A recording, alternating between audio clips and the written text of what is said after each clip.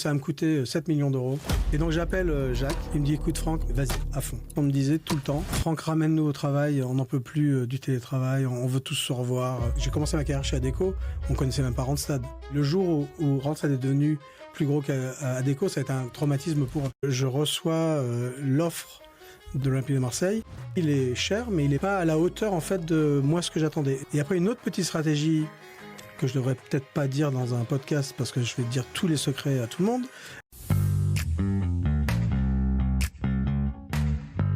Aujourd'hui, on reçoit celui qui a été le patron de Randstad France pendant 4 ans, Franck Rubio. C'est quelqu'un aussi qui a une énorme expérience dans l'intérim international, puisqu'il a travaillé en Asie, il a travaillé chez Adecco, puis Manpower. Et la première fois qu'il vient retravailler en France, c'est pour prendre le siège de patron d'une filiale de Randstad qui fait presque 4 milliards. Ouais, c'est incroyable. Parcours incroyable. Le marché français, c'est un marché complexe, non seulement par sa taille, parce que c'est un des marchés les plus importants en termes de taille dans le travail temporaire dans le monde, c'est le 3e en termes de volume, mais aussi parce qu'en fait, il y a une forme de complexité très importante. La réglementation, les régulations sont très complexes. Et donc quand on vient même du staffing, quand on a l'habitude du travail temporaire ou du recrutement dans un autre monde et qu'on vient en France, c'est un challenge que de s'adapter en fait et de comprendre comment est-ce que la France elle fonctionne. Une grande compagnie comme une filiale de Randstad fonctionne en France. En France, il y a aussi une grande dynamique aujourd'hui entre les acteurs plutôt de taille moyenne, qu'on appelle les mid-size players, et les majors. On a des majors qui sont un peu en perte de vitesse, et on a des mid-players qui prennent de plus en plus de parts de marché. Et donc, c'est aussi intéressant d'avoir son avis là-dessus. Il n'est plus aujourd'hui à la tête de Randstad. Il est aujourd'hui dans une autre entreprise qui s'appelle Vitalliance, qui fait du service à la personne. Ce serait intéressant aussi d'avoir du coup son retour d'expérience sur ce que c'est que d'être dans une énorme entreprise de travail temporaire, un des leaders d'un marché, mais tout en étant aussi une filiale de Randstad, qui est Randstad, une boîte hollandaise. Ouais, et tu l'as évoqué tout à l'heure, et ça va être très important aussi dans l'échange, je pense. C'est que Franck, il a été celui qui a beaucoup aidé à articuler l'acquisition de Side. Et je pense que c'est critique en fait d'avoir cet échange autour de finalement le pourquoi une startup, comment est-ce qu'il voit la façon dont on doit coordonner une acquisition. Et puis par miroir, toi tu vas pouvoir aussi rebondir sur finalement toi en tant que start-upper d'avoir été acquis par une grande entreprise, qu'est-ce que ça veut dire? Bonjour Franck, tu as passé plusieurs années en Australie ou en Asie. Ouais. Qu'est-ce que tu retiens de cette expérience? Parce que tu étais aussi dans le secteur du recrutement et de l'intérim dans cette région du monde. Et quelles sont les choses que tu aimerais qu'on fasse plus en France ou en Europe, que tu voyais là-bas et qui étaient pour toi des vrais facteurs de succès? Alors c'est à la fois simple et compliqué comme question parce qu'il y a des choses qui sont culturelles et qui vont être très difficiles à changer. Mais une des choses qui m'a vraiment marqué en Asie, et on en avait parlé quand je suis arrivé en France, j'en ai parlé beaucoup, c'était ce sentiment de confiance vis-à-vis du patron. On avait plutôt tendance à avoir une défiance vis-à-vis du patron dans le monde en France, puisque ça a été mon premier job en France. J'ai passé 29 ans à l'étranger, dont 26 ans en Asie. Et pendant 26 ans, j'ai été bercé dans un environnement où le patron, on lui faisait confiance. À tel point que souvent, j'avais des relations des réunions de management où on avait des discussions, on avait des débats, et puis à la fin, je me disais, bon alors, qu'est-ce qu'on va faire? Et puis les gens ils me regardaient tous à la fin, mais c'est toi le patron, donc tu nous dis, nous on t'a donné notre input, maintenant tu nous dis ce qu'on fait, et on va aller le faire. En France, on a le débat, et puis à la fin, on a toujours encore le débat, même quand la décision elle est prise. Et donc cette relation en fait de confiance par rapport au patron, moi, c'est quelque chose qui a vraiment défini. Donc je suis arrivé ici en me disant, ok, pour moi c'est un acquis. Et il a fallu que je remette en question mes croyances sur ce sujet-là et l'idée de me rapprocher des gens, parce que je me suis dit, si j'arrive à personnaliser le leadership et que les gens se rendent compte que la personne que je suis, elle n'est pas différente de la personne qui va prendre une décision, eh ben ça va permettre en fait une communication beaucoup plus rapide entre ce phénomène de défiance et non, en fait, on a quelqu'un, on le voit, il est pareil que ce qu'il dit et que ce qu'il fait, et donc on va le croire. Et on va croire ce qu'il dit. Et c'était marrant parce un jour, j'avais fait une visite dans le sud de la France et j'étais avec une consultante et on monte dans la voiture et Et elle me dit, Franck, avant qu'on commence à parler, je voulais juste te dire que j'étais une déléguée syndicale dans le groupe. Je lui dis, tant mieux pour toi, ça ne va rien changer en fait dans la conversation que je vais avoir avec toi.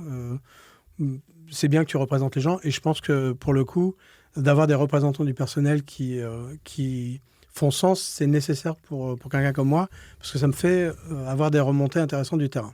Donc, merci de me l'avoir dit, mais on va continuer à parler comme si de rien n'était. Et je lui dis à un moment, mais je comprends pas parce que je suis arrivé ici, j'ai ouvert les communications, je viens vous voir, je parle, je prends les messages, mais ça n'a rien changé en fait dans la relation qu'on a entre ce qu'on fait et potentiellement les conflits ou la manière de les résoudre. Et elle me dit, tu sais Franck, tu es tellement transparent qu'en fait tout le monde se pose la question de savoir si tu n'as pas un agenda caché. Et je lui ai dit, alors là, tu vois, tu m'as scié parce qu'en fait, c'est exactement l'inverse de ce que j'aurais aimé avoir. Parce que justement, la proximité, pour moi, était une façon de vous montrer qu'il n'y avait pas de mensonge. C'était la réalité.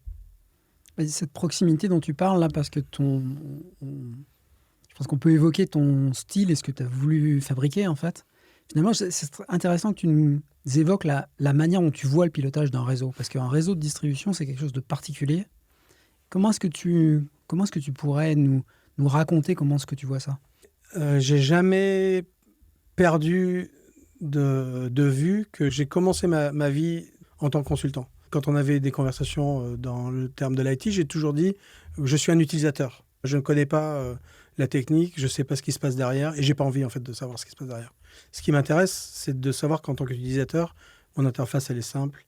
Et avec nos équipes, dans les réseaux en particulier, je me suis toujours dit je veux être à leur place pour savoir si quand on va me demander quelque chose, ils sont capables de le faire facilement avec les outils qui leur permettent de le faire facilement, etc.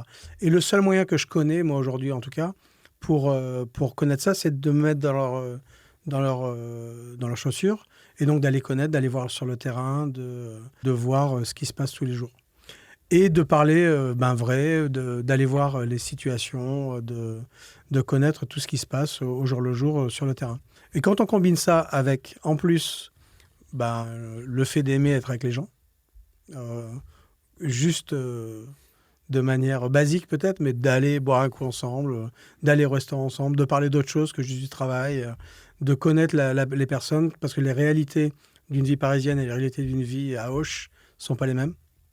Le trajet qu'on fait entre le bureau dans sa voiture pendant 20 minutes et le trajet qu'on fait dans le RER ici pendant 20 minutes, c'est pas la même expérience. Les clients ne sont pas les mêmes, les candidats ne sont pas les mêmes, tout est différent. Et cette capacité à pouvoir justement comprendre toutes ces petites différences qui font la réalité d'un réseau, pour moi, elles me nourrissent et elles me permettent, de me sentir super proche des gens, de se sentir proche du patron alors qu'ils le voient peut-être qu'une fois tous les ans, et de justement pouvoir avoir des retours hyper importants, puisque je recevais des messages de tout le monde, tout le temps, par email, par message, par WhatsApp, par Google Hangouts. Et donc, j'étais toujours nourri de plein de choses qui m'éduquaient, moi, dans la prise de décision possible avec les équipes de direction. Et en fait, là où c'était le plus mal compris, c'était justement dans les équipes de direction.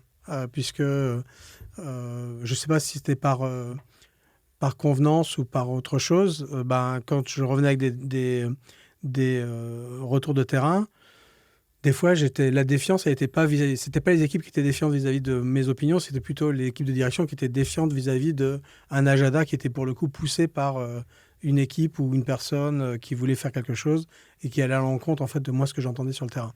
Donc, tu as quitté Randstad il y a plusieurs mois, et donc, est-ce que tu peux nous parler de ta nouvelle aventure ? J'ai rejoint un monde que je ne connaissais pas, qui est le service de l'aide à la personne, et en particulier des personnes en situation de handicap. Donc on aide à peu près 15 000 personnes en situation de handicap en France. Ça représente 10 000, 12 000 auxiliaires de vie qui travaillent. Et donc là, on a 160 agences. On va en ouvrir une cinquantaine cette année. Donc on en aura à peu près 200, 210 à la fin de l'année. Et donc là, on est vraiment dans l'intimité des gens, où on aide des personnes dépendantes à pouvoir vivre leur vie et avoir les meilleurs moments possibles, malgré leur dépendance, et le plus souvent possible. Donc ce sont des métiers qui sont compliqués, difficile à sourcer. Donc beaucoup de synergie avec ce que j'ai connu dans le monde de Randstad, puisque pour le coup, ça revient à de la gestion de réseau, ça revient à beaucoup de recrutement, donc du sourcing, l'organisation. Ça revient aussi à beaucoup de technologies. Je pense qu'on parlera à un moment ou à un autre de digital. Donc l'expérience digitale, elle est aussi importante, aussi bien du côté des familles que du côté des bénéficiaires, que du côté des auxiliaires de vie. Donc on a un mélange en fait de ces trois éléments-là qui sont assez proches. La grosse différence, c'est le côté B2B, B2C qu'on pouvait connaître dans le monde de l'intérim, qui là pour le coup n'existe pas puisque on a un tiers payeur qui est généralement le département. On a un prescripteur qui est donc la personne qui nous envoie nos clients, qui est l'assistante sociale pour simplifier, et on a un client final qui est le bénéficiaire. Donc on n'a pas vraiment le B2B2B, c'est un B2B2B, un B2B2B2C. Donc c'est un peu différent. Tu as introduit le digital parce que c'est intéressant, je pense qu'on puisse dire déjà que la première fois où on s'est vus tous les trois, c'était pour parler de digital. Ouais. C'était d'ailleurs, je crois que c'était chez toi. Ouais.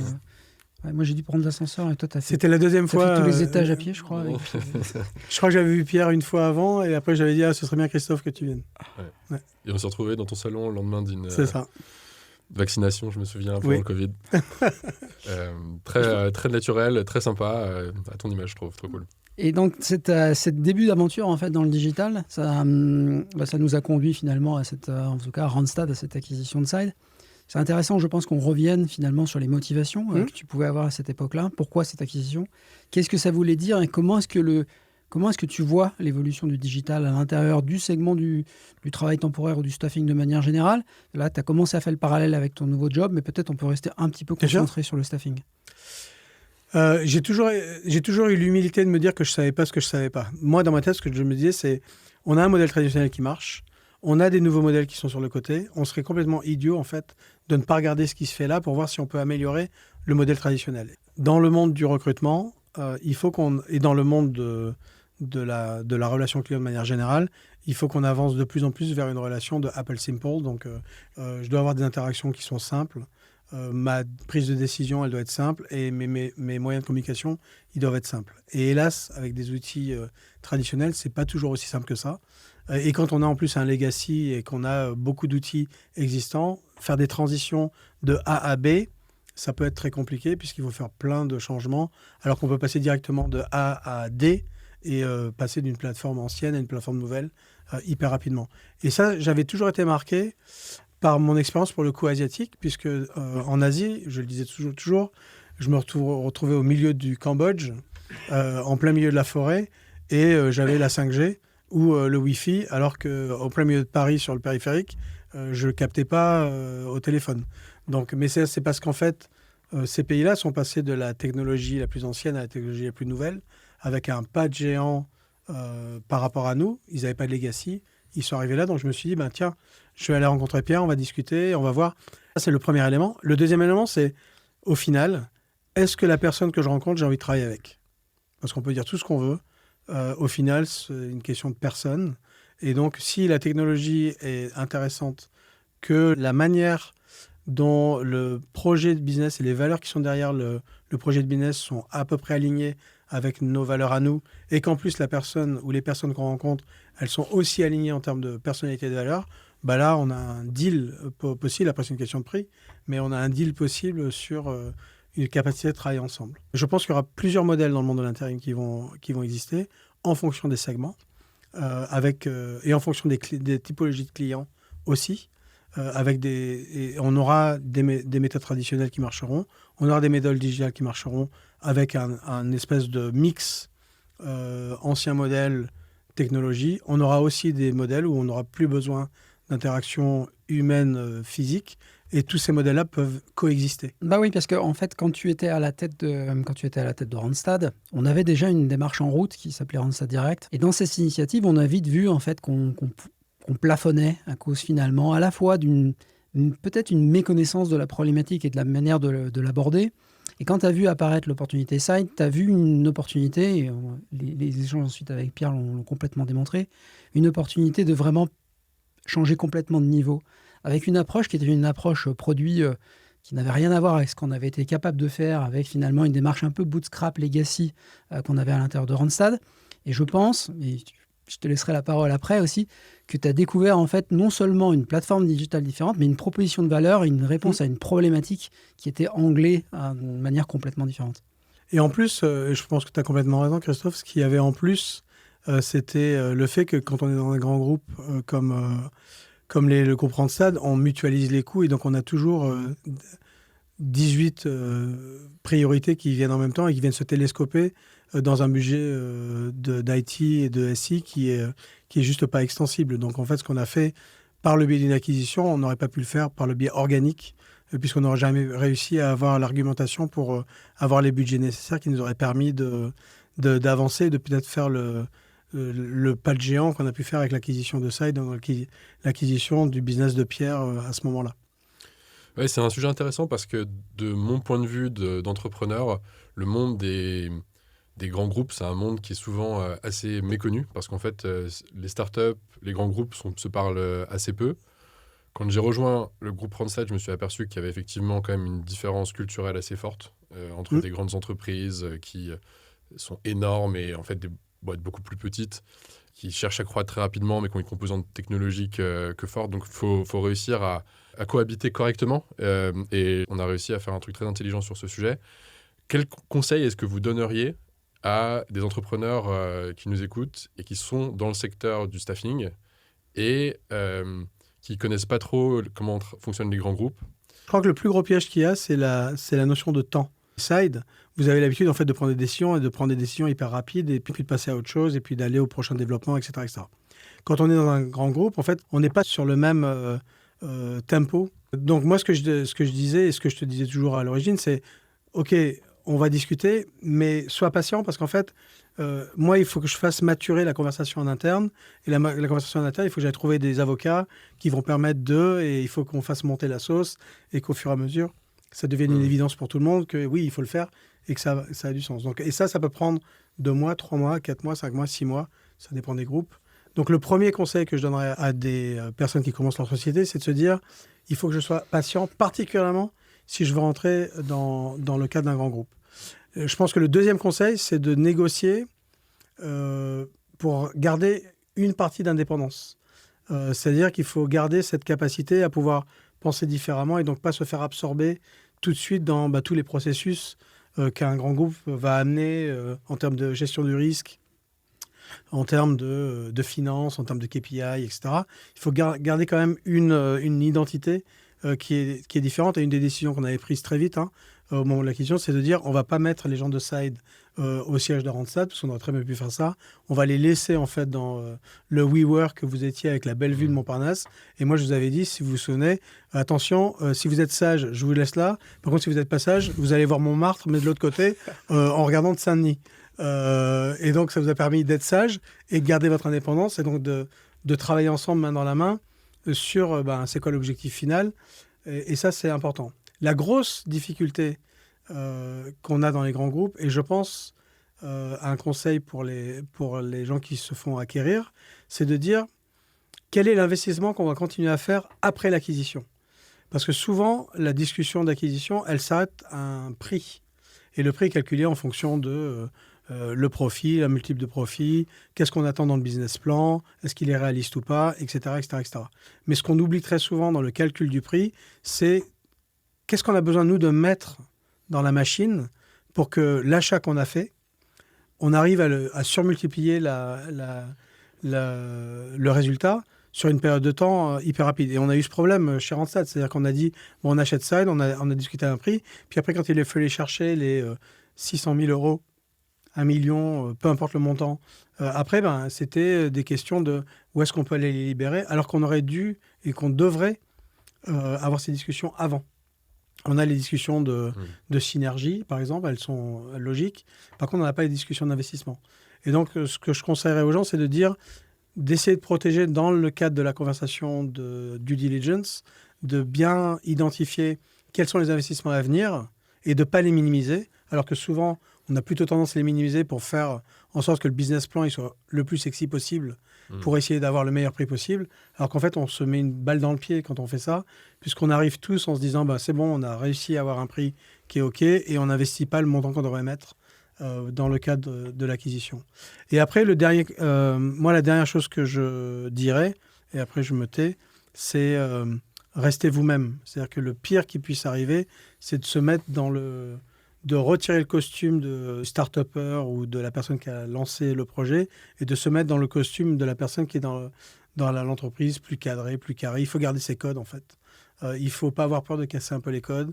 Il faut être un peu l'agent perturbateur. Parce que si vous n'étiez pas là, l'agent perturbateur, on n'aurait pas fait l'acquisition. C'est juste aussi simple que ça. Donc cette capacité à pouvoir garder une relation de confiance avec la personne qui achète, pour qu'il y ait des avocats en interne, pour aider à faire avancer les sujets. Ne pas se stresser trop quand ça prend un peu plus de temps. Et on en avait parlé plusieurs fois en disant, je sais qu'à un moment ou à un autre, vous allez être frustré, mais bon, c'est la réalité. Moi, je vais essayer de vous aider, mais il y aura de la frustration, c'est juste normal. Et de ne pas perdre cette indépendance d'esprit, pour moi, elle est hyper importante. Et si on arrive à combiner ça avec un investissement qui est prévu au moment de l'achat, là, je pense qu'il y a toute la recette pour bien réussir, mais peut-être que Christophe a une autre idée ou quelque chose à rajouter à ça. J'ai 3 choses en tête. La première qui est très alignée avec ce que tu as dit à un moment donné, et juste c'était l'histoire d'aller dans un détail en fait, parce que je m'étais un peu auto-proclamé le parapluie en nuit, pour le faire en français, et tu m'avais adoubé dans ce rôle, et on s'était dit finalement, c'est histoire d'illustrer la manière dont toi tu dis finalement il faut protéger la structure et faire attention. Les 2 autres sujets, en fait, quand on a regardé des solutions, il y a 2 choses qui m'intéressaient beaucoup. La première, c'est la capacité à avoir des gens qui avaient gardé un œil extérieur à nos problématiques. Je pense que quand on travaille longtemps, tu as travaillé longtemps dans le staffing, j'ai travaillé longtemps dans le staffing, en fait, on n'est plus très sûr, nous-mêmes, d'avoir la capacité à avoir encore un regard pertinent sur les problématiques de nos utilisateurs. Et quand on a rencontré Side, on a rencontré des gens qui avaient un point de vue pertinent sur des problématiques. Vous aviez choisi un angle B2C très clair. La manière dont vous avez vu les choses était clairement une réponse à une problématique dans laquelle on n'avait pas réussi à trouver une solution qui était adéquate. La deuxième chose qui était importante quand on a vu des solutions et quand on a vu ça, et ça nous a décidé, c'est un écart substantiel en termes de produits par rapport à là où on était. C'est-à-dire vraiment être capable de sauter une marche très claire dans laquelle on savait que, en fait, nous, accomplir ça, ça allait être très compliqué avec les ressources internes, les moyens internes, tu l'as très bien décrit tout à l'heure. Et potentiellement, en fait, non seulement ça allait être très compliqué, mais ça allait être très compliqué aussi en termes de temps. Donc, en fait, cette capacité à sauter dans une autre courbe, à haute vitesse, avec une grande différenciation, ont été les facteurs aussi déclencheurs. Ouais. Tu parlais de la rencontre, et je pense qu'on pourrait aussi te dire ça. Je présume que ça a été aussi le pourquoi tu as choisi Randstad, parce qu'il y a eu aussi cette rencontre. Cette partie, elle est aussi importante sur, finalement, comment est-ce que toi, tu as vu Side à l'intérieur du groupe? Comment est-ce que tu l'as perçu, cette capacité d'accostage? Ça a été en 2 temps. Si tu te souviens, ça a été une première conversation, puis après une conversation qui a été arrêtée parce que nous, on n'était pas prêts. Ouais. Et vous avez continué votre conversation et après, vous êtes revenus. Et c'est vrai que j'y réfléchissais et je pense qu'au total, c'est un process qui a duré au moins 1 an. Si vraiment on reprend le premier contact jusqu'au closing, quoi. Donc c'est quand même une période de temps, effectivement, quand même longue. Et le process en lui-même, c'était peut-être 9 mois, je dirais. Donc, mais en tout cas, les discussions étaient toujours portées dans le respect de la structure, même au sein de ce groupe. Et en fait, c'est vrai que c'est un point qui était super important pour nous, parce qu'il n'y a pas beaucoup eu de changements, en fait, le moment où on a rejoint le groupe. Et je pense que ça peut paraître bête, mais c'est difficile quand on voit la taille du groupe et les process d'un groupe comme ça, et les habitudes même d'un groupe comme ça, de laisser une petite boîte qui vient de rejoindre le paquebot tranquille. Et ça a été très important pour nous, salvateur à la fois pour l'équipe, parce que les gens, il faut qu'ils continuent à bosser et continuent à faire ce qu'ils savent faire sans sentir qu'ils ont 1 milliard de process qui apparaissent dans leur quotidien, et sentir cette liberté en fait, de continuer à croître, mais de trouver le bon niveau de synergie avec le groupe, ce qui était le cas en termes commercial, en termes certains aspects, et c'est ça qui était appréciable. Moi, je voudrais revenir sur le digital avec un autre angle, parce que tout à l'heure, en fait, tu as commencé quelque chose autour de, finalement, il va y avoir plusieurs types de modèles qui vont coexister, comme si en parallèle, on faisait vivre des modèles différents, le modèle traditionnel, le modèle plus digital. J'aimerais que tu reviennes un peu sur les facteurs discriminants. Qu'est-ce qui fait qu'une typologie de business va être plus adaptée à la problématique du digital qu'une autre typologie de business? Je pense qu'il y a des business qui sont naturellement enclins à utiliser plus de technologies que d'autres.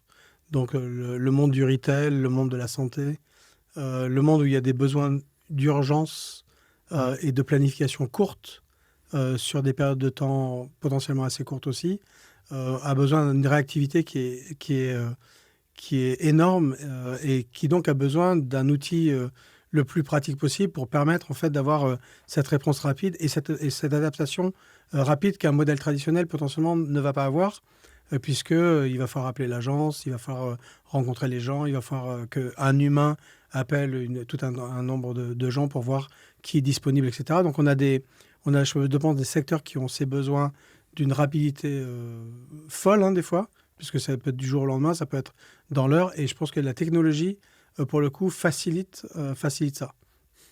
On a après des facteurs géographiques, à la capacité d'avoir une densité de personnes sur un endroit précis, et donc la possibilité de créer des viviers qui permettent à la technologie, pour le coup, d'aller faire ces contacts rapides pour trouver une personne qui est capable de faire le besoin et d'y répondre rapidement. Je pense que ça a un effet aussi qu'on ne retrouvera pas dans des zones plus rurales, par exemple, où cette densité, elle n'existe pas, ou alors on marche beaucoup plus à je connais un tel, je sais que lui peut m'appeler, je sais que si lui peut pas, il va me dire quelqu'un d'autre. Et donc le téléphone arabe va marcher pour arriver en fait à une solution qui sera aussi efficace pour le client.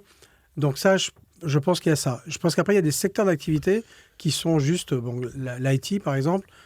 Les gens qui travaillent dans l'IT ont l'habitude d'utiliser des outils informatiques. Donc ces secteurs-là, et on l'a vu aussi dans le monde de l'art placement, dans le monde du reclassement professionnel. On avait fait le rachat de RiseSmart chez Randstad, et on a vu que nos clients les plus qui avaient utilisé RiseSmart le plus rapidement, c'était les Google, les sociétés de l'IT de la Silicon Valley, qui avaient dit bah oui, ok, le brick and mortar, comme on dit en anglais, donc le béton et les immeubles, c'est pas très important. Nous, ce qui nous intéresse, c'est avoir une relation rapide, la capacité d'avoir de l'online, des discussions avec d'autres personnes dans d'autres zones géographiques que là où on est impacté, et de les mettre tous en relation, etc. Et donc, RiseSmart avait très bien marché avec cette société-là. Donc, il y a une partie aussi secteur. Et après, il y a la question de qu'est-ce qu'on fait avec un réseau traditionnel et c'est quoi, en fait, l'objectif d'un réseau traditionnel. Est-ce que le réseau traditionnel, c'est de rester dans ce qu'on a fait pendant des années qui était j'interviewe des gens, je les vois, je les touche, etc., etc. Et ça, à mon avis, ça va changer avec le temps et avec le type de métier qu'on va toucher, puisque avec le temps, tout ce qu'on a fait dans ce qu'on appelle le col bleu, col gris, ça va évoluer. Et donc, c'était là où les agences d'intérim historiques étaient très fortes. Et ça va bouger sur des postes qui vont être autres. Et plus on va sur des postes qui sont des postes de bureau, des postes d'encadrement, etc., et plus la relation est assez distendue, en fait. Et les gens sont prêts à téléphoner, à faire des visios, à centraliser, à parler à quelqu'un à Paris pour un recrutement à Toulouse, ce qui ne sera pas possible pour un chantier dans le BTP. Et donc, quand on crée notre réseau d'agences, est-ce qu'on le crée pour l'attraction des candidats? Est-ce qu'on le crée pour être proche du client? C'est quoi l'objectif? Et pourquoi on le fait? Moi, j'ai toujours cru, jusqu'à présent, ça a toujours marché, qu'on crée des agences pour mettre un drapeau sur la carte pour dire qu'on était là, qu'on était présent.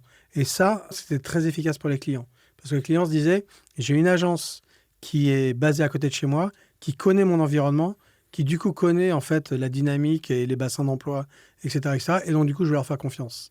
Alors que si elle est basée à 70 km de là ou à la prochaine ville, je ne vais pas leur faire confiance parce que j'ai l'opportunité d'avoir le choix de 20 autres agences qui, elles, sont basées à côté de chez moi. Et donc, au lieu d'appeler celui qui est à 300 km, je vais appeler celui qui est juste à côté de chez moi.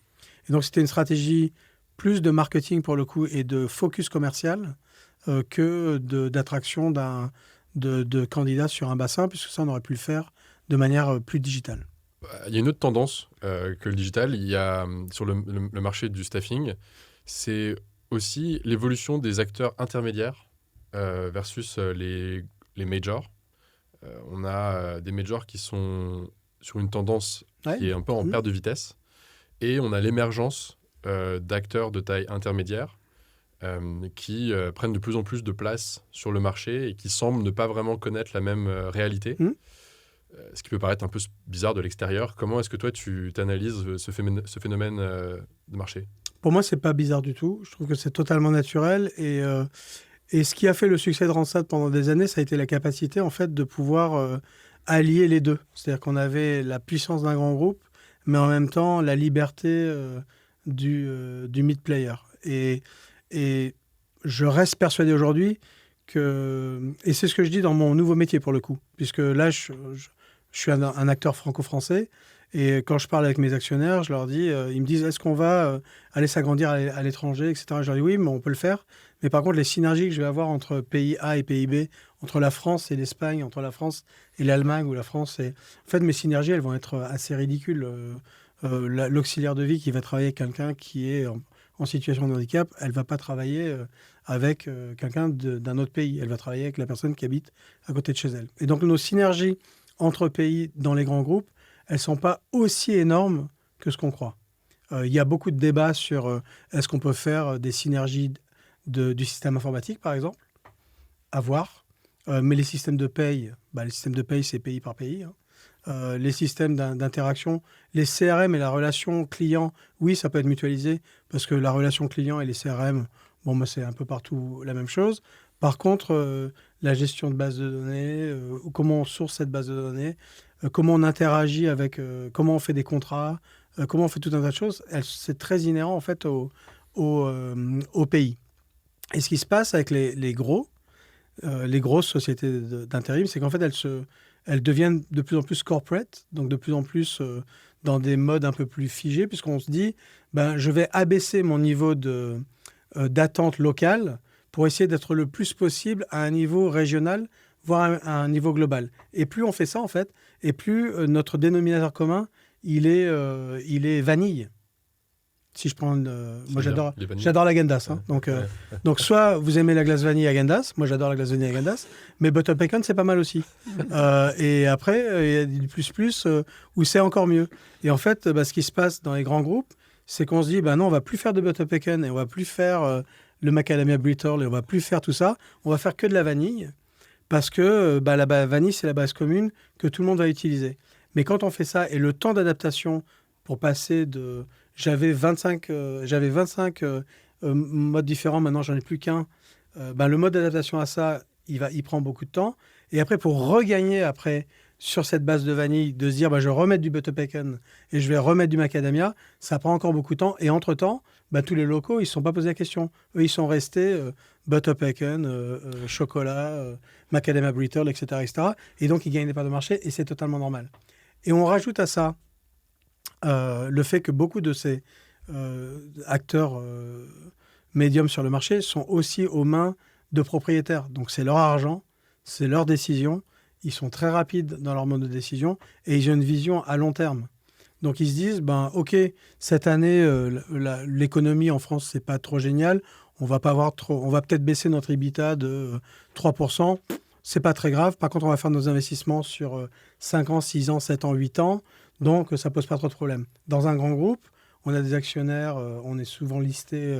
Et donc là, on va dire, non, il faut protéger notre EBITDA. Donc, on va un peu rogner ici, on va un peu rogner ça. Il faudrait qu'on ne baisse pas trop. Et donc, le long terme ou le moyen terme, des fois, est un peu ramené sur du plus court terme.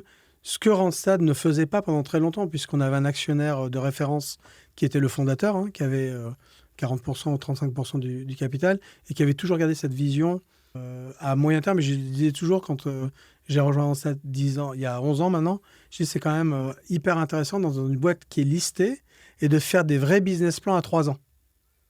Ce que je ne connaissais pas dans mon monde d'avant, j'étais pour une boîte américaine où en fait nos business plans, c'était des business plans à 3 mois.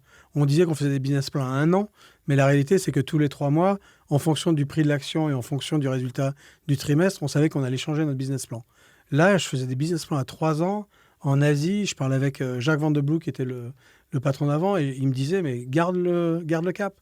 Et un des très bons exemples de la mentalité qu'on avait à l'époque, c'est la sortie de Covid. Sortie de Covid, je me souviendrai toujours que j'étais à l'agence d'Evry. Je me souviendrai comme si c'était hier. Donc, on était tous confinés à l'époque. Enfin, nos intérimaires n'étaient pas confinés. Et moi, j'allais en agence. Et dans les agences, on me disait tout le temps, Franck, ramène-nous au travail, on n'en peut plus du télétravail, on veut tous se revoir, on veut travailler. C'était un vendredi soir.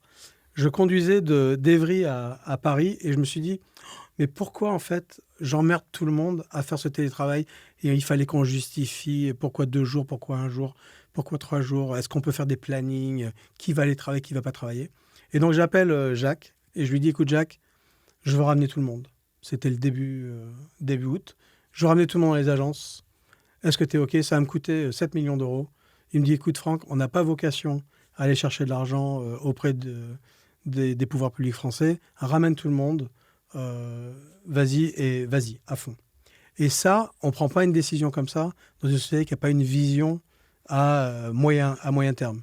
Et Jacques était quelqu'un qui avait une vision à moyen terme où il se disait, fais les 7 millions, ça nous coûtera ce que ça nous coûtera, mais la chance qu'on aura en sortie de Covid, elle va nous apporter. Et ça a été la réalité. La réalité a été qu'on a grandi largement plus vite que l'ensemble du secteur pendant 2 ans et on a vécu sur cette vague-là pendant au moins 2 ans après la sortie du Covid, juste parce qu'on a pris une décision à moyen terme et pas une décision à court terme. Donc moi, je suis admiratif des middle players, comme on les appelle en France. Et en plus, ils nous sortent de notre cocon en croyant qu'on est les meilleurs et ils devraient normalement nous forcer à nous poser des questions sur nos modèles d'organisation pour que justement on garde cette agilité dans un cadre un peu plus large. C'est très intéressant parce que tu as évoqué déjà un certain nombre de facteurs qui étaient des facteurs de différenciation qui se sont annulés. Les petits drapeaux dont tu parlais, finalement, ces middle players dont on parle, ils ont mis des petits drapeaux Partout. aussi de partout. Donc finalement, les majors ont perdu cet élément, ce facteur de différenciation avec les petits drapeaux que tu évoques. Il y a une perte de facteurs de différenciation que tu évoques avec ce conformisme peut-être que tu as évoqué avec ton image autour des glaces. Qu'est-ce que finalement, si tu prends le pari en fait de dire finalement, je reviens à la tête d'un major, qu'est-ce que je remets en place, quelles sont les décisions à prendre pour changer cette tendance et recréer une capacité de différenciation? Il y a peut-être deux décisions que je prendrais. La première, c'est je redonnerai la main au pays pour qu'il ait cette capacité à mettre du macadamia, comme je l'ai dit, avec la glace. Parce que justement, cette capacité à pouvoir être complètement en contact avec son écosystème et son pays et les différences culturelles qu'il y a même sur un territoire comme la France. Le Pays Basque n'est pas la Bretagne n'est pas le Nord. Et donc, on n'a pas les mêmes densités, on n'a pas les mêmes industries, on n'a pas les mêmes densités de villes, on n'a pas les mêmes personnes qui sont là pour travailler. Donc, cette capacité à pouvoir s'adapter à son marché local, il n'y a que le pays qui est capable de le faire. Quand on vient de l'extérieur, on applique un modèle et il faut rester ouvert à ce que dit l'extérieur, mais il faut l'adapter en fait au niveau local. Et je pense que très souvent, dans les grands groupes, pour revenir sur ce sujet-là, on croit que parce que le local dit « oui, il faudrait adapter », c'est de la résistance. Moi, je n'ai jamais été de cette opinion-là. Je pensais que c'était une capacité de prendre quelque chose, d'écouter vraiment et après de le mettre à la décision locale. Donc, première décision, ce serait de revenir en fait et dans nos métiers à nous, au local, puisqu'on est du local pour local. Il y a des contrats qui sont globaux, mais bon, encore à déterminer si ça marche vraiment. Et donc, local pour local. La deuxième chose que je ferai, c'est que je sanctuariserai des budgets par problématique de marque ou par problématique de business model. C'est-à-dire que si j'ai un business model qui est un business model side, c'est quoi le budget que je dois avoir pour side pour que side puisse avoir tous les éléments en main pour pouvoir gagner sur son marché. Si j'ai une marque comme Appel Médical, quel est le budget que Appel Médical doit avoir pour pouvoir gagner sur son marché? Si j'ai in-house, de quoi a besoin in-house, etc. Le budget doit être fait, en fait, pas avec un budget global où on dit, voilà le montant total, débrouillez-vous pour le séparer et le diviser entre les différentes marques, mais plutôt de dire quels sont les budgets dont on a besoin pour chaque marque et l'argumenter pour qu'on puisse avancer, en fait, et qu'on protège chacune des spécificités sur ces marques-là. Ce seraient vraiment les 2 gros changements que je ferais, parce que là, pour le coup, on se donne les armes pour aller gagner et gagner plus. Et si en plus, le patron de pays est capable de faire jouer tout le monde sur un terrain comme des joueurs de rugby, et on a un pack, et donc on ne se tire pas tous dans les pattes, mais on va tous dans la même direction avec des stratégies un peu différentes, et bien là, on commence à avoir des synergies qui sont hyper intéressantes et qui ont joué pour nous pendant très longtemps au niveau global. Moi, j'ai commencé chez Randstad il y a 11 ans, donc je suis resté 10 ans dans le groupe. On était numéro 2 du marché. On n'a pas fait d'acquisition. On a fait quelques acquisitions, mais au même niveau que les autres. Et on est devenu numéro 1. Et tous les trimestres, on gagnait des centaines de millions à chaque fois. Et le gap entre nous et le numéro 2, qui était Adecco à l'époque, moi, quand j'ai commencé ma carrière chez Adecco, on ne connaissait même pas Randstad. Donc on est là, on était devenu patron. Et le jour où Randstad est devenu plus gros qu'Adecco, ça a été un traumatisme pour eux. Et là, on est revenu, en fait, comme tout le monde, et c'est dommage, puisque je pense qu'on aurait pu garder ce qui nous faisait notre différence. Aujourd'hui, chez Vitalliance, comment tu fais pour éviter ces écueils? Sur le plan du digital, par exemple, est-ce que tu vas refaire un peu la même chose que chez Randstad? Comment est-ce que C'est une super question, parce que je me pose la question, moi, tous les jours. Tous les jours, je me dis, il faut que j'amène de la structure à un processus, une société qui a grandi très vite, qui a du succès.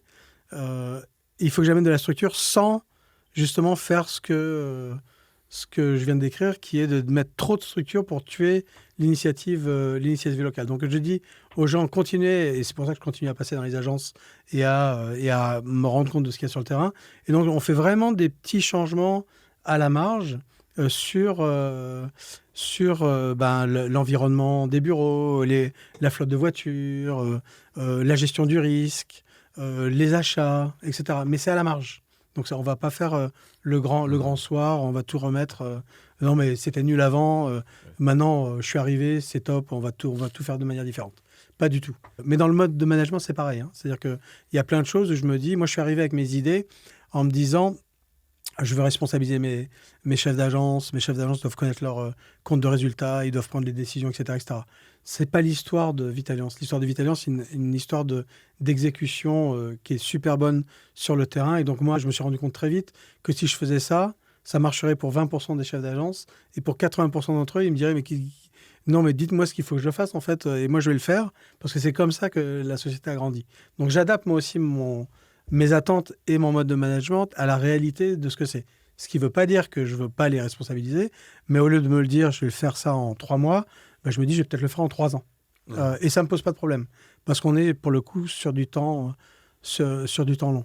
Donc ça, c'est quelque chose qui vraiment, pour moi, est hyper important.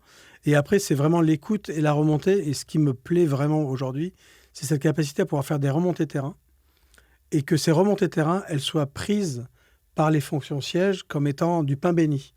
Et donc, j'essaie de protéger le plus possible cette discussion-là, parce qu'à chaque fois, moi, ça me remplit de joie déjà. Pour commencer, je me dis, waouh, c'est quand même super d'avoir des gens qui se disent, ben non, ils nous embêtent pas, en fait. Ils nous donnent quelque chose pour nous aider. Et donc ça, je vais le protéger et je vais essayer de recruter des gens qui sont dans ce mode-là, en se disant, ah, mais c'est super, en fait, on peut avancer vite et garder cette agilité. Donc, on regarde nos discussions de développement IT, par exemple, puisqu'on en a parlé avant, on regarde ça à la semaine. C'est-à-dire qu'on se dit, bon, on va faire ça, ça, ça et ça, priorité 1, 2, 3, 4, et puis 3 semaines plus tard, on dit, ben non, les remontées, c'est ça, le changement juridique, c'est ça, donc on va changer les priorités, et tout le monde est en accord. Alors, bien sûr, dans l'IT, tout le monde aimerait toujours tout le temps plus vite, mais j'ai rappelé mon équipe IT, les Yapluka, donc ils le savent. Donc ils signent même leurs emails maintenant quand je viens dans l'email. Salut, c'est les Yapluka. Parce qu'en fait, je leur dis arrêtez de me dire Yapluka. On a tous les éléments. Arrêtez de me dire Yapluka. C'est pas ce que je veux entendre. Je veux entendre qu'est-ce qu'on va faire et comment on va le faire. Et on est rentré dans cette relation sympa de ouais, ok, bon, il n'y a plus qu'à faire, Franck. Il n'y a plus qu'à, mais on va le faire. Donc c'est assez sympa et très inclusif pour le coup dans le mode de remontée de management. Un autre sujet de prédilection, c'est le sport. Ouais. Tout ça, ça a commencé en fait quand j'étais jeune, puisque mes parents étaient des tennisman. Et donc j'ai commencé le tennis et puis j'étais pas trop mauvais. Mais ce qui m'intéressait, c'était de faire un beau coup, c'était pas nécessairement de gagner. Et donc après, je suis allé jouer au rugby. J'ai découvert le monde du rugby et toutes les valeurs que ça amène avec. Et qui ont fait que je suis resté un éternel enfant en fait. Donc je vais dans un stade, je vis les stades comme un enfant. Et je veux croire encore qu'on peut être touché au cœur et que ça fait que les gens ont des sursauts de performance qu'ils n'auraient pas en fait dans un milieu qui est totalement normal. Et je pense que les Jeux Olympiques, pour le coup, ont montré que devant son public, avec un regain d'adrénaline, en fait, il y a plein de gens qui se sont surpassés. Et ça, on le retrouve dans le sport plus que n'importe où ailleurs. Et quand on peut le retranscrire dans le monde du business, bah, c'est génial, quoi. J'aimerais qu'on s'arrête un peu sur ce sujet. Moi, ce qui m'a marqué quand on a travaillé ensemble, quand j'ai rejoint Randstad et que tu étais à la tête de Randstad, c'est les sponsoring sportifs, qui était une des stratégies de notoriété importante de la marque. Quelle était ta stratégie autour de ces sponsoring? Comment est-ce que tu y réfléchis? Je sais que c'était quelque chose qui était très important pour toi. Alors, c'est intéressant parce qu'en fait, je suis arrivé en France pas du tout avec une optique de faire du sponsoring sportif. C'était pas vraiment dans mon agenda, j'avais pas vraiment pensé. Et en fait, ça a été un espèce de quiproquo, puisque je suis d'origine marseillaise et donc le responsable d'agence de Marseille me dit « Est-ce que ça t'intéresse d'aller visiter le centre de la commanderie ?» Je dis « Bah oui, je vais y aller puisque je vais me prendre en photo avec la Coupe d'Europe, etc., etc. Mais bon, sache qu'on ne sponsorisera jamais l'Olympique de Marseille, mais je veux bien aller parce que c'est fun et puis en tant que Marseillais, ça fait toujours plaisir. » Et donc, on va faire cette visite du centre d'entraînement. Je rencontre les dirigeants. Ça se passe bien. Et à la sortie, donc on a passé une super 2 heures ou 3 heures. Et à la sortie, je suis sur le parking et je dis à Winston, Winston, écoute, on ne va jamais sponsoriser l'Olympique de Marseille. Mais merci du rendez-vous. Il me dit, écoute, ça fait 10 ans que j'essaye. Je ne pouvais pas avec le nouveau patron, ne pas essayer. En plus, tu es Marseillais, donc voilà. En plus, mon sport, moi, c'est le rugby, pas le foot. Donc, je me dis, bon, OK. Et ce qui se passe, c'est qu'après, je reçois l'offre de l'Olympique de Marseille. Et dans mon esprit, et dans l'esprit, je pense, populaire, on se dit, les prix, ça va être juste hors de portée de ce qu'il est possible. Et en fait, le prix, il est cher, mais il n'est pas à la hauteur, en fait, de moi, ce que j'attendais. Et donc, je me suis dit, pour ce prix-là, on a la possibilité par rapport à... Et on sortait d'une campagne de publicité de radio puisqu'on sortait du Covid. Et on avait fait une campagne de publicité radio qui n'avait rien apporté, en fait. Personne ne s'était souvenu de ce qu'on avait dit, qui nous avait coûté assez cher. Et je me suis dit, quand je vois ce que j'ai dépensé en médias traditionnels et ce que je vois ce que je peux dépenser dans une équipe de sport qui peut me permettre d'avoir, de la notoriété visuelle, une répétition sur une longue période de temps, d'avoir nos clients avec nous, de créer des émotions, de faire des expériences que les gens ne vont pas pouvoir vivre. Je serais bête, en fait, de ne pas regarder cette opportunité-là. Et donc, du coup, on a commencé à poser plein de questions sur combien ça coûte, qu'est-ce que ça fait, on allait voir d'autres clubs, etc., etc. Et on s'est rendu compte que c'était, pour le même budget, quelque chose de complètement abordable. Et c'est comme ça que je me suis lancé dedans. Encore une fois, avec quelques erreurs que j'ai faites très vite, mais on a appris très très vite justement à recalibrer, à repositionner. Et pour le reste, ça s'est super bien passé. Ces erreurs, tu peux nous en parler un peu ou... Ouais. En fait, je me suis un peu emballé. Donc, il y avait une double stratégie. Il y avait une stratégie qui était de sport, mais il y avait une stratégie aussi de concert. Et donc, on a fait des contrats avec des clubs qui potentiellement n'avaient pas qui ne généraient pas la rareté. Ce que j'ai découvert en fait dans ce monde du sponsoring, de manière générale, pas que dans le sport, c'est qu'en fait c'est le phénomène de rareté qui fait que ça attire les gens. Donc la rareté d'aller à une Coupe du Monde de rugby, la rareté d'aller à un événement des Jeux Olympiques, la rareté d'aller à un match de l'Olympique de Marseille quand c'est hyper compliqué d'avoir un billet pour aller voir OM Paris Saint-Germain. Et que tout d'un coup, vous avez des billets pour OM Paris Saint-Germain, ça vous donne tout d'un coup tout un tas d'accès à des personnes qui sont vos meilleurs amis, puisque la rareté d'aller à un concert de Taylor Swift, quand personne ne peut avoir de billets. Et donc, on avait fait des contrats à l'origine avec des clubs où cette rareté n'était pas nécessairement là. Et donc, du coup, on n'a pas eu le retour qu'on espérait, puisque on n'était pas...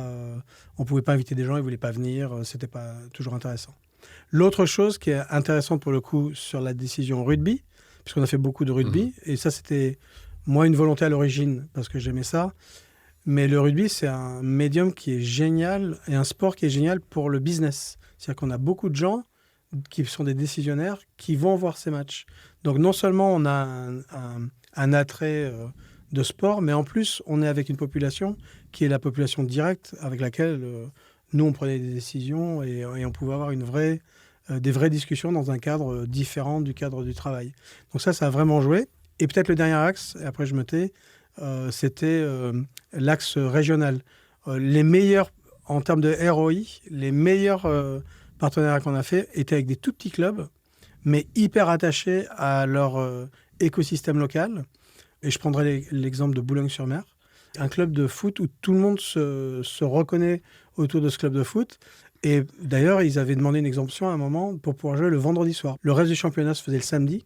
Et eux avaient décidé en fait, de jouer le vendredi soir parce que c'était l'endroit où tous les chefs d'entreprise locaux se retrouvaient à la fin de la semaine pour passer une soirée ensemble, aller boire un coup, etc., etc. Et donc, notre capacité à faire un petit investissement dans un club hyper, entre guillemets, local, mais avec une aura régionale, et maintenant peut-être nationale, nous a permis de faire énormément de business, et le ROI était juste fabuleux. Donc voilà, il faut pas prendre qu'une seule approche, il faut juste regarder et affiner en fait nos stratégies en fonction. Entre la notoriété d'un côté et les rendez-vous business, tu penses que c'est plus sur quelle option que le sponsoring sportif rapporte? C'était des débats que j'avais tout le temps avec l'équipe marketing. Et je disais, si j'avais eu des budgets en dizaines de millions d'euros, je ne me serais pas trop posé la question de est-ce qu'on fait du sport ou est-ce qu'on fait autre chose. En fait, moi, ce que je crois dans le monde de la renommée, c'est qu'il faut de la répétition pour qu'en fait, à un moment, ça imprime. Et il faut qu'en plus, quand on fait de la communication, qu'on ait quelque chose qui marque. Carglass répare, Carglass remplace. On me l'a tellement dit à la radio et à la télévision que maintenant, je pense, quand je veux faire réparer mon pare-brise, je pense à Carglass. Et pourtant, mon meilleur ami, il travaille pour son concurrent. Mais ce petit jingle bête et méchant, Carglass répare, tout le monde s'en souvient. Et quand on a des budgets qui sont restreints, on n'a pas cette capacité en fait de répétition. Et donc du coup, je me suis dit, si j'ai pas les budgets et je peux pas répéter, le seul moyen de pouvoir répéter, c'est d'être dans une saison longue de sport où là, par la force des choses, en fait, on répète. Et après, une autre petite stratégie que je devrais peut-être pas dire dans un podcast parce que je vais dire tous les secrets à tout le monde, mais c'est qu'en fait, je prenais le tact de me dire, on va aller voir des clubs qui ont une renommée nationale, que tout le monde en France va aller voir. Donc quand ils vont se déplacer, ça va aussi être un événement. Donc quand l'Olympique de Marseille se déplace n'importe où en France, chaque club de France voit une augmentation de son nombre de spectateurs parce que c'est l'Olympique de Marseille. Donc les gens vont vouloir y aller. Et donc on va demander aussi des places à l'extérieur.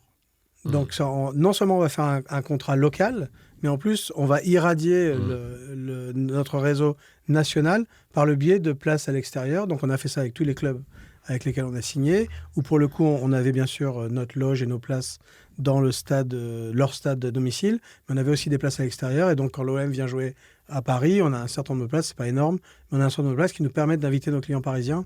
Et ça, c'est quelque chose qui est génial. Alors, en même temps que tu faisais du sponsoring, tu n'as pas fait que ça. Tu as lancé finalement une démarche que moi j'ai comprise comme une capacité de se servir des valeurs et des apprentissages du sport dans le monde de l'entreprise. Et ça, cette démarche, j'aimerais bien que tu nous la racontes un peu. Alors, ce que je recherchais, c'était de retranscrire les valeurs qu'on retrouve dans le sport, toutes ces valeurs d'équipe, d'attachement, de travailler ensemble. Donc ça, c'est une des parties. L'autre partie, et ce que j'admire le plus en fait chez les sportifs de haut niveau, c'est leur capacité à revenir tous les jours pour s'entraîner et essayer de trouver le petit détail qui va faire qu'ils ne vont plus être dans le 10%, mais ils vont être dans le 1%. Quand je regarde un nageur qui se lève à 4h30 du matin pour aller dans la piscine et faire des longueurs et penser à rien d'autre que je vais faire des longueurs et je vais changer un peu la manière dont je mets ma main dans l'eau, etc., etc., je trouve ça admirable. Et je me suis toujours dit, si on arrivait à transposer ça dans le monde de l'entreprise, parce que c'est ce qu'on fait dans le monde d'entreprise, on revient tous les jours pour refaire grosso modo la même chose. Et si on le fait en se disant, en fait, je vais le faire dans une vraie volonté d'amélioration continue, au lieu de me dire, oh là là, tous les jours, c'est triste, je fais toujours la même chose, et on change en fait son mindset, et pour le coup, on arrive à s'automotiver en fait pour aller chercher quelque chose d'un peu plus loin dans le travail, ce qui est super motivant. C'est ça que je suis allé chercher avec Randstad Sport. On parle beaucoup de communication externe et de renommée et d'exposition de marque. Mais moi, ce qui m'intéressait plus, c'était rallier les gens derrière un drapeau, derrière se dire mais moi, je suis fier, en fait. La fierté, ça joue énormément dans la confiance. La confiance, ça joue énormément dans les résultats. La confiance, ça joue énormément dans la volonté d'aller faire les efforts pour s'entraîner tous les jours. Et c'est ça que je recherchais. Puis le dernier petit élément, c'était est-ce que je peux aussi aller voir des clients et leur dire regardez ce qu'on fait chez nous et je vais vous l'offrir en fait comme un cadeau. Vous le prenez pas, vous faites ce que vous voulez. Vous le croyez pas, vous faites ce que vous voulez. Par contre, moi, je vous l'offre et je sais que ça marche. Donc, je sais que ça marche pour nous. Venez l'utiliser. Et je me suis toujours dit, quand on arrive à avoir des clients avec qui on a des bonnes relations et qui comprennent qu'on ne le fait pas avec une pensée arrière, en fait, on devient plus proche en faisant ça et on devient amis. Et après, le business, ça devient aussi de l'amitié. Et j'ai toujours dit à la fin, je ne sais plus qui sont mes clients, qui sont mes amis. Je ne sais plus si mes amis étaient au début des clients ou ils étaient d'abord des amis avant de devenir des clients. Parce qu'en fait, tout se mélange parce qu'on partage en fait les mêmes, encore une fois, les mêmes valeurs. On va recevoir quelqu'un que tu as déjà rencontré. Tout à l'heure, tu disais que tu admirais les mid-players. C'est un mid-player, hein, il est à la tête d'un mid-player. C'est Fabrice Faure. Est-ce que toi, tu aurais une question qu'on pourrait transmettre à Fabrice ? J'ai une question en 2 parties. Une partie qui va être, je pense, assez simple pour lui, une partie un peu plus compliquée. La première partie, c'est combien de temps il s'était donné pour réussir et quelle était la mesure de sa réussite. Et la deuxième partie de sa question, c'est pendant combien de temps il se projette dans son projet. Est-ce qu'il y a un livre qui t'inspire professionnellement ? Il y a un livre alors, je ne connais pas le titre en français, mais ça s'appelle 4 Disciplines of Execution, donc les 4 disciplines d'exécution. Je pense que ça doit être le titre. 4 Disciplines of Execution, c'est un livre qui m'a marqué parce qu'en fait, c'était la simplification de ce que devraient être des KPI. On a très souvent tendance à avoir 200 KPI et on ne sait plus quoi regarder à la fin. Et 4 Disciplines of Execution, c'est quelles sont les 4 choses qui sont les plus marquantes et qui vont vraiment faire un changement radical dans la performance de l'entreprise. Et ça, on peut l'adapter à tous les postes. Donc, qu'est-ce qui est important pour la personne qui prend les réservations au téléphone? Qu'est-ce qui est important pour la personne qui est le concierge dans un hôtel, etc., etc. Et ça, j'ai toujours essayé de garder ça en tête dans la simplification et dans ce que je regarde moi comme règle de management. Et c'est les 4 disciplines de l'exécution de Sean Covey. C'est On mettra exactement ça. le lien en bio. Et si tu avais l'opportunité de nous réécouter, qui c'est que tu aimerais entendre avec nous ? Est-ce que tu aurais un invité que tu nous conseillerais ? Dans le monde de l'intérim, je pense que ce serait intéressant d'aller... je l'ai appelé pendant très longtemps le cow-boy de l'intérim ou le flibustier de l'intérim. Mais je pense qu'un Roland Gomez vaudrait vraiment le coup d'interviewer parce qu'il a une vision un peu différente, oblique, et des fois un peu en contradiction avec beaucoup des idées reçues du monde du prisme, donc du syndicat de nos sociétés. Je pense que ça vaudrait le coup de comprendre en fait comment il gère son entreprise. Est-ce que tu pourrais nous donner ton mantra, si tu en as un ? Oui, j'en ai un. C'est sois le meilleur possible aujourd'hui pour que ton futur soit le meilleur. Si vous voulez que j'explique pourquoi, je pense que les gens se projettent toujours vers le futur, mais ils oublient leur présent. Et moi, ce que je dis toujours, c'est soyez le meilleur au moment présent, puisqu'en fait, votre futur va être défini par votre niveau de capacité aujourd'hui. Et on va toujours taper sur l'épaule des gens qui sont super bons dans leur présent parce qu'on sait que on peut faire confiance en eux, ils sont bons, ils savent ce qu'ils font, etc., etc. Donc n'oubliez jamais le présent, ça définira votre futur. Merci Franck. Excellente conclusion en tout cas. Merci beaucoup de ta transparence et de l'échange. Bon Pierre, on a eu beaucoup de matière avec Franck. Ouais, c'était incroyable. Ouais, beaucoup de choses à débriefer. Et moi, ce que je voudrais revenir sur un truc, c'est sur la partie sur laquelle finalement toi, tu es presque le plus impliqué, entre guillemets. C'est la partie grand groupe startup dans cet échange-là.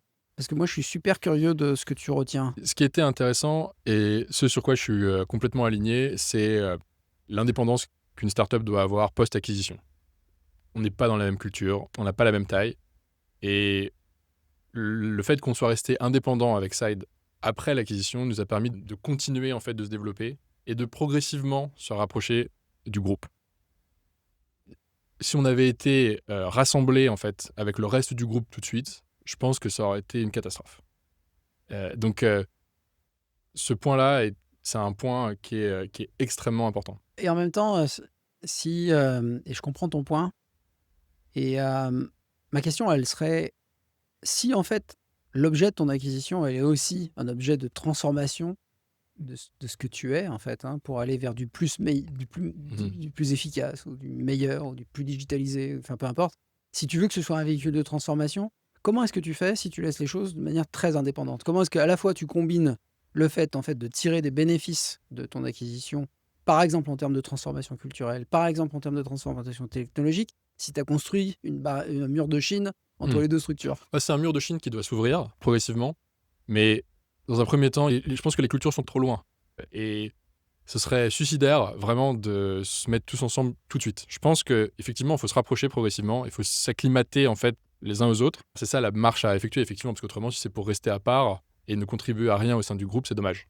Un point qui est important, qui est de retenir les gens dans la startup. Les gens qui bossent dans une startup n'ont pas forcément envie, le lendemain de l'acquisition, de se retrouver au sein d'un grand groupe, de changer de bureau, d'aller dans des... Enfin, il y a vraiment un risque qu'il ne faut pas sous-estimer de fuite en fait des meilleurs éléments de l'entreprise. Donc pour maintenir ces gens, il faut rester dans un cadre qui est grosso modo le même. Et ensuite progressivement faire le rapprochement. Donc ça, je pense que c'est un point qui est super. Ensuite, ce que je trouve intéressant aussi, c'est d'avoir un apport culturel. Alors, c'est un peu seul et contre tous parfois, parce qu'il y a quand même une petite différence de nombre entre la première fois que je suis arrivé au Comex de Randstad ou que j'ai parlé avec d'autres personnes du groupe.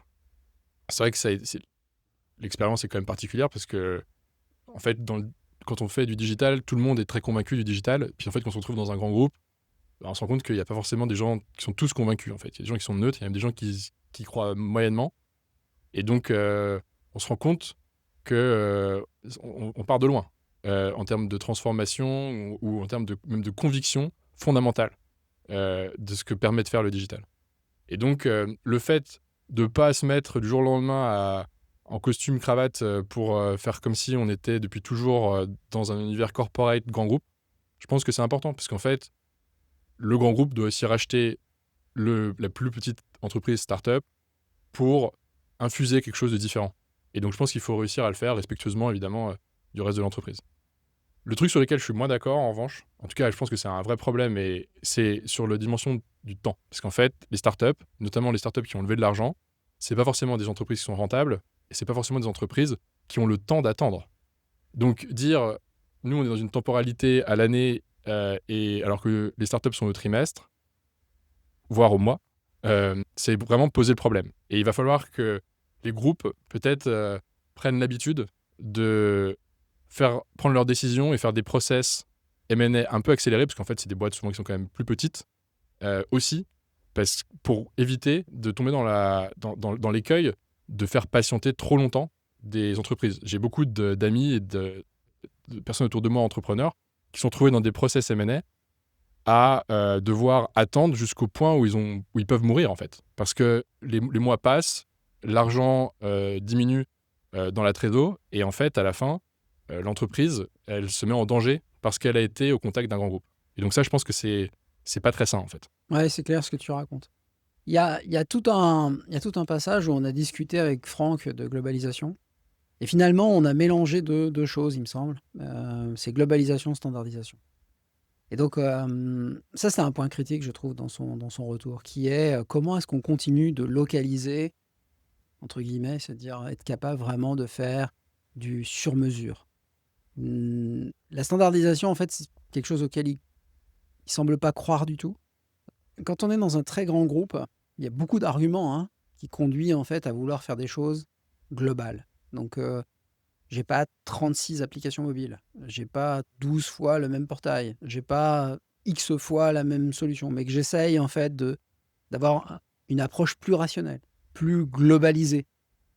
Ça, cette approche-là, elle est en confrontation, en tout cas dans ses propos, avec une forme de liberté locale qui ferait qu'on soit moins dans le standard. Parce que finalement, tu as perçu cet élément-là, mais moi, je l'ai perçu comme quelque chose d'extrêmement critique comme réflexion. Ouais, très critique, et en plus, c'est une réflexion qui est vachement liée au digital, parce que les solutions digitales, est-ce qu'elles doivent être propres à chaque pays, ou est-ce qu'elles doivent être poussées par la Hollande, dans le cas de Randstad par exemple, qui a son siège et qui va faire son produit digital qui va pousser à tous les pays. Et donc là, on a vraiment l'approche locale versus l'approche centralisée, globale. Et en réalité, je pense qu'il y a peut-être une solution qui est intermédiaire, qui est de s'inspirer en fait de solutions locales pour les appliquer ensuite au niveau global. Je sais que quand on était chez Randstad, ce qui était quand même marquant, c'était de voir que chaque pays pouvait avoir son propre truc en Europe. Donc, dans d'autres régions du monde, je veux bien, parfois, les différences entre un espagnol, italien, allemand et la manière d'opérer en Belgique, on a eu des rendez-vous, c'était assez surprenant de voir que chacun avait l'impression que son marché était si différent que celui de son voisin.